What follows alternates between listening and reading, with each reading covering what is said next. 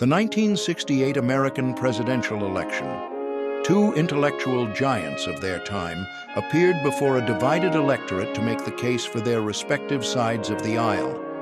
Representing the progressives, author, stepbrother to Jackie Onassis, and all-around catty bitch Gore Vidal. Representing the conservatives, magazine monger, public intellectual, and enthusiast of sailing with coteries of young men, William F. Buckley Jr.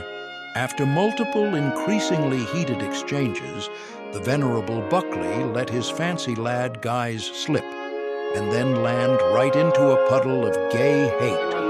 The only sort of pro or crypto-Nazi I can think of is yourself. Failing that, I would only say that we can't have. Now listen, you the right of stop assembly calling me a crypto-Nazi. Let's stop calling names you in and your let's get... goddamn face, and you'll stay plastered. Gentlemen, let's... Bill. Let me also admire Breckenridge.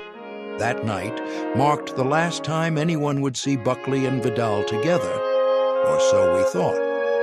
But at the beginning of this year, Van Hammersley Studios secured a Super 8 film containing footage of a hitherto unknown follow-up debate. What follows are the contents of this film.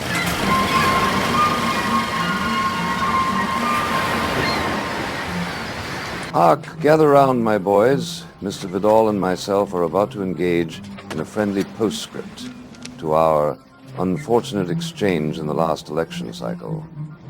That is why you kidnapped me? Kidnap? Ha! Come now, dear boy.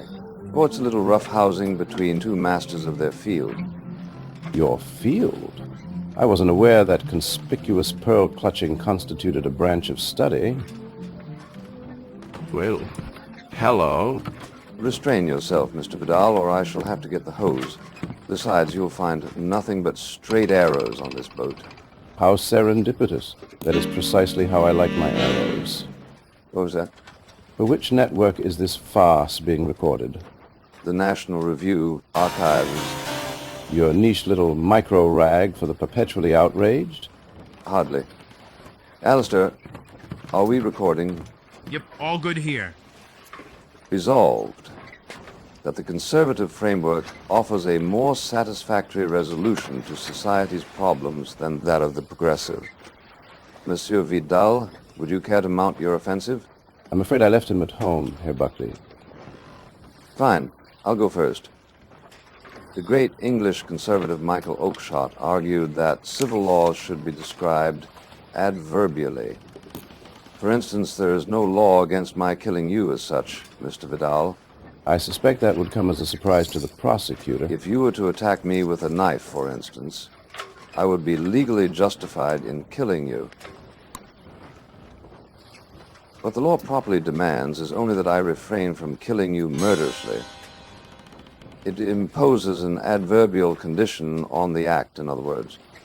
I mention this because just as Oakeshott found a kind of linguistic scaffolding for British conservatism, I find a similarly linguistic structure underlying the American conservatives' policy prescriptions. Does this linguistic structure happen to conform to the tortured Latinate syntax you favor by any chance? You will not have me nonplussed today, Vidal. Well, I don't see why not. I chased a beta blocker with 2 fingers of Abelauer before you awoke. The past perfect conditional. I'm sorry?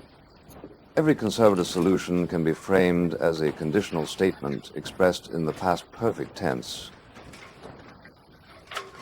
I can see I've lost you. I'll give you a second to catch up. Don't stop on my account. Very well. Perhaps a practical demonstration would be clarifying. Let us take the problem of the teenage mother. What, pray tell, would the progressive solution to this problem be? Well, I suppose there's no one solution, but protecting a right to abortion would be a start. Oh, what is your solution? Chastity belts? Cold showers? Public floggings? Past perfect conditional. If the teen mother had not wanted to get pregnant, she should not have engaged in premarital fornication That's not a solution as such. Oh, but it is. Indeed, it is the only solution that affirms the moral primacy of personal responsibility. Moreover, it is broad in scope and can be applied to most policy disputes. Gilberto posed another problem. Cost of living? If you wanted to avoid a rise in the cost of living, you should never have migrated away from the gold standard. Next. Civil rights for the Negro? If the Negro wanted civil rights, he should have thought about that before occupying my seat at the diner in one of his sit-ins. See, it's like magic. These are not solutions. They do nothing to address the problem they're ostensibly meant to address. Surely even you can see this. Of course it will. They'll think twice before repeating that mistake. Think of it as a prophylactic. I know how you homos love those. But what of the original problem? The Negro still bears fewer rights than the white. The teenage mother is no less pregnant for your belated prophylactic. And the cost of living is still too damned high. Ah, but this is precisely where I administer the coup de grace. But brain your interlocutor and force him to debate you on your little sailboat? Simple, present negation. You ready? That is not my problem. Hey, now. Don't cry. What's that? Is that the military? If you hadn't kidnapped the stepbrother of a former First Lady, you wouldn't be an enemy of the state. It was just a bit of fun. You'll tell them that, won't you? Simple, present negation. That is not my problem, Herr Buckley. Hey. Spaceship. Not to worry, boys. Skinny dipping time is still on. Now, who wants to let me out of these cuffs?